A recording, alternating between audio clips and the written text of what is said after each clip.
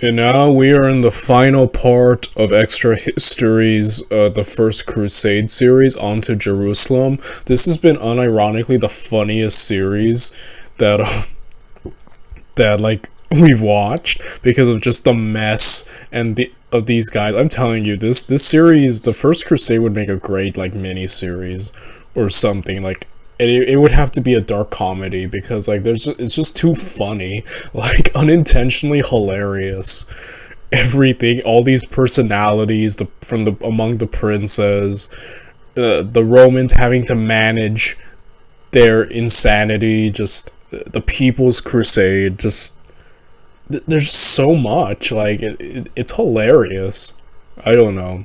I really love this so far. This has become one of my favorite things we've ever watched, and I'm looking forward to wrapping it up. So let's go. Let's wrap this up, guys.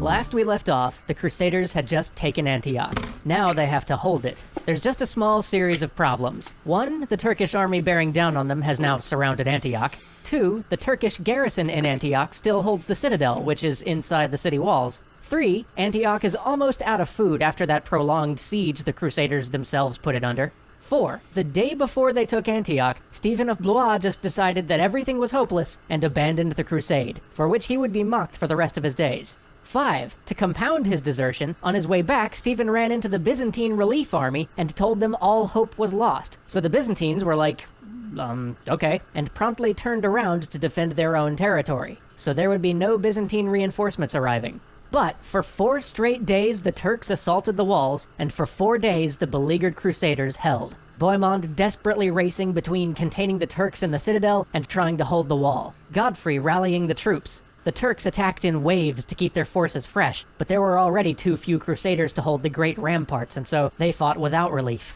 After 4 days of vicious combat, the Turks decided, you know what, let's just starve these guys out. So, once again, starvation set in, and Crusader morale began to drop.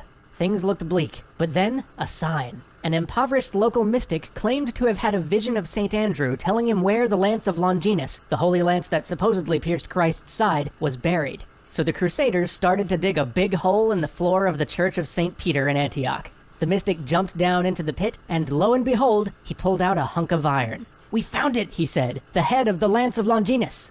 Bohemond and Tancred were skeptical, and Bishop Adhemar was having none of it. They already had one of those holy lance things back in Rome, but the ordinary soldiers were inspired. Raymond declared it a sign that they would prevail. 13 days later... But yeah, even if the skepticism of this guy's probably not being genuine comes in, the people, the soldiers believe it, and they jumped on that look, God is with us, instantly boost back morale, God's back on our side, I'm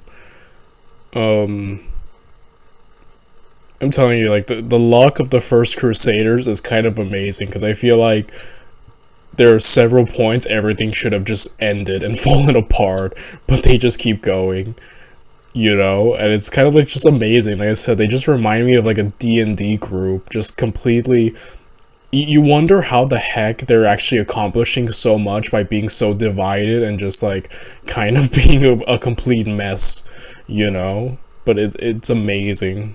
Later, with food running out, the gaunt and wild-eyed Crusaders rode out of the gates to attack the Turks.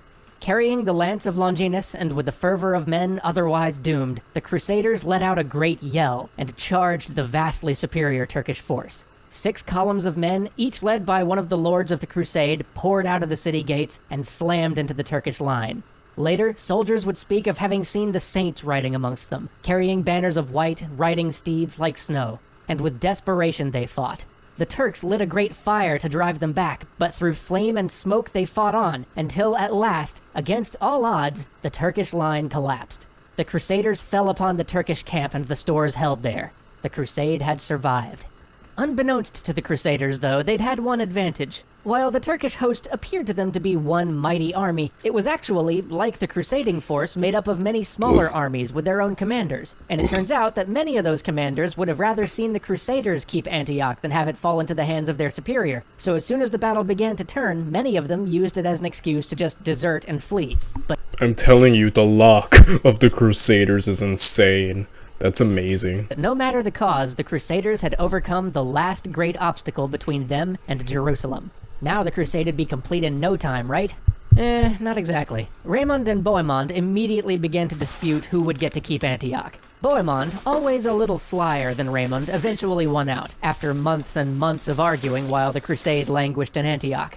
During that time, Hugh was sent off to talk to the Byzantine Empire about rejoining the crusade, but Hugh was never Alexius's favorite, and his pleas seemed to have little impact. So what did Hugh do?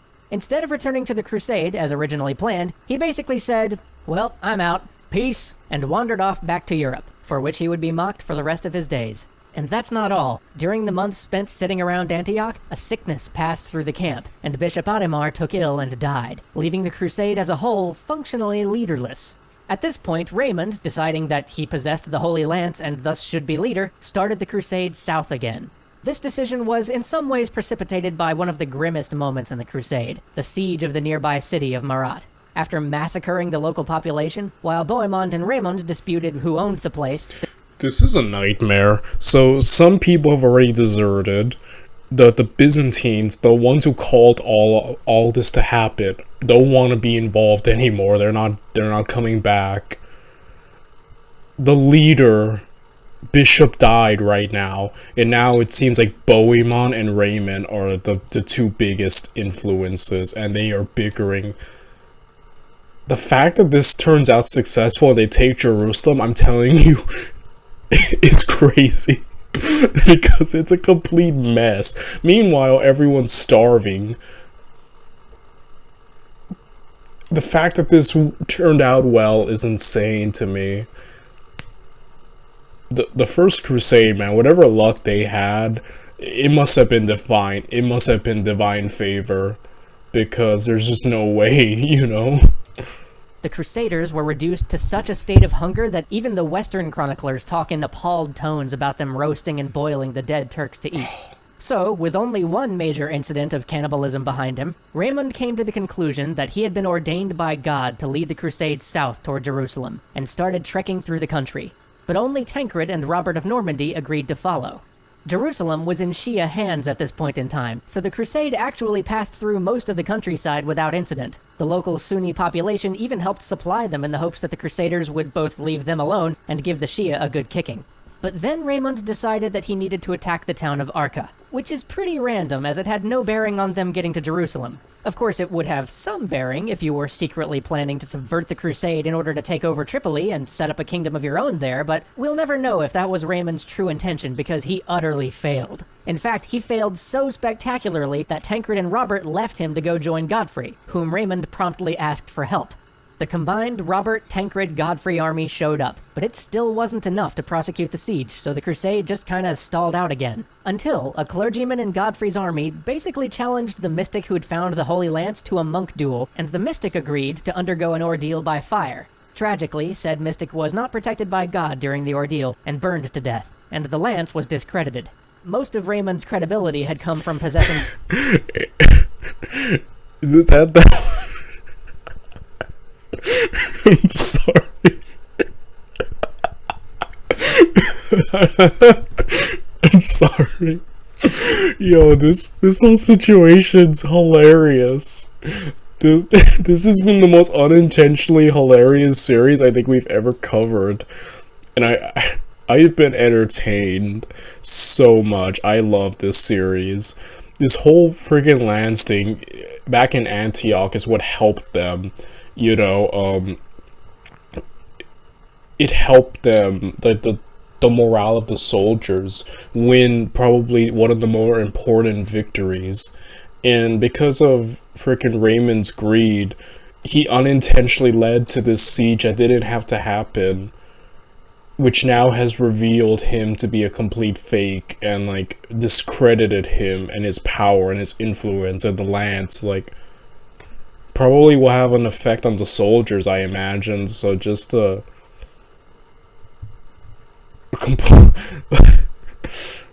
these guys are a trip. Like, all these people are just a trip.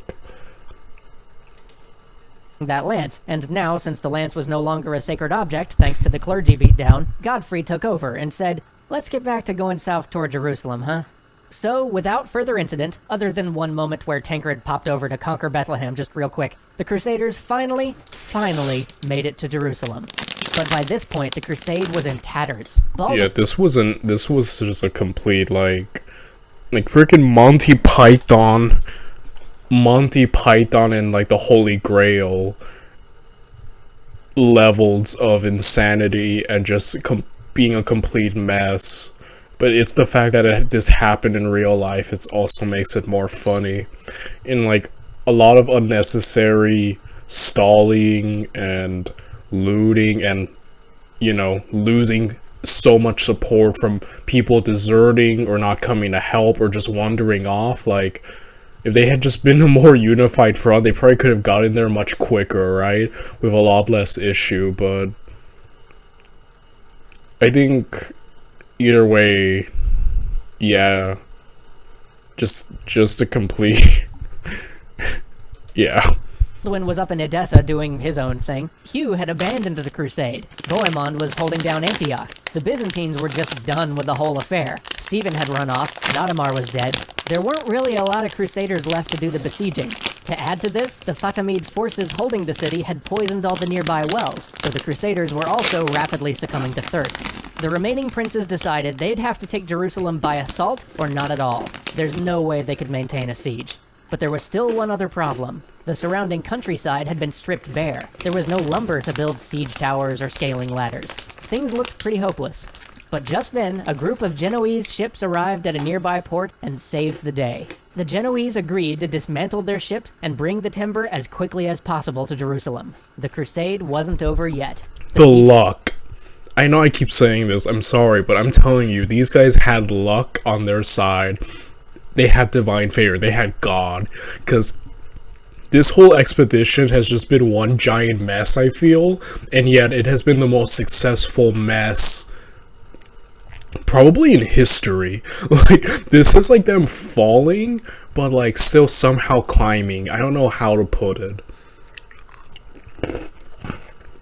Amazing. Towers began to rise. On July 13th, 1099 CE, the assault on Jerusalem began. The Crusaders split into two forces, one led by Raymond, the other on the opposite side of the city, led by Godfrey and Tancred. As Raymond's tower began to roll forward, it was battered and nearly destroyed. Raymond's assault had failed, but Godfrey and Tancred had been far more crafty. Like Raymond, they too had been erecting a siege tower on their side, and seeing this, the defenders had prepared their defenses all along the wall facing it. But unlike Raymond, the night before the assault, Godfrey and Tancred had disassembled and rebuilt their siege equipment in front of a totally different part of the wall. When the assault began, the section of the wall they attacked was completely unprepared. Still, the fighting swayed back and forth. For 2 days, the Crusaders assaulted the wall. The amount of trickery and underhanded tactics that the Crusaders used is kind of amazing. You wouldn't expect it, right? You expect more noble, chivalrous acts, but not that they're not above it, which is just so interesting to me, you know? And for 2 days, they were held back. Raymond's tower was burnt to the ground, and many of the siege engines were smashed. But at last, Godfrey's tower reached the wall. Godfrey and Tancred were among the first to cross. The battle along the wall was hard fought. No grand strategy or clever maneuvers, just a desperate melee that resolved down to a few hundred instances of men locked in single combat. But in the end, the Crusaders won out and opened the city gates. Now, with forces pouring in from all sides, the Muslim defenders broke and fled into the city. Victorious, the Crusader army began the biggest massacre the Holy Land had ever seen. Men, women, and children were slain as they ran through the streets. The chroniclers describe Crusaders wading ankle-deep in blood through Jerusalem as they butchered all those they could find. Only the youngest of the crusading princes, Tancred, tried to stop the slaughter, going so far as to give a group of Muslims his banner and telling them to show it to anybody who came for them to let them know that they were under his protection. But even this was futile. Tancred was called off to attend to some other part of the fighting, and when he returned, those he'd offered protection to were dead upon the mosque floor. There would be one more battle outside of Jerusalem, but this was pretty much it. That's how the Crusaders retook the Holy Land. And thus, the First Crusade ended. And what an insane story that the First Crusade was. Complete... I don't know how to put it, guys. a complete like crap show, but the most successful crap show in history. Like, everything was up against them, and somehow they pulled off the greatest victory. It reminds me of my D&D groups. None of us got along fully. We were all a complete mess, yet somehow we'd pull off victories. Like, that's how I just feel like this whole thing is. This might have been the funniest thing we've seen since, like, Dova Hadi's Unbiased History of Rome. Like, this series has been so unintentionally hilarious, and again, we need a first Crusade like series. Just make it a dark comedy and just play it straight, and it will be the funniest thing ever. It is a disaster that ended up not being a disaster at the end, and I love it. Like, this was great, guys. I love this series. My favorite. One of my favorites. I had so much fun learning about this. This was fun, guys. I love this. And you know what? I can't wait for more. So I'm gonna end the video here. I'll see you all in the next one tomorrow. Bye, everyone.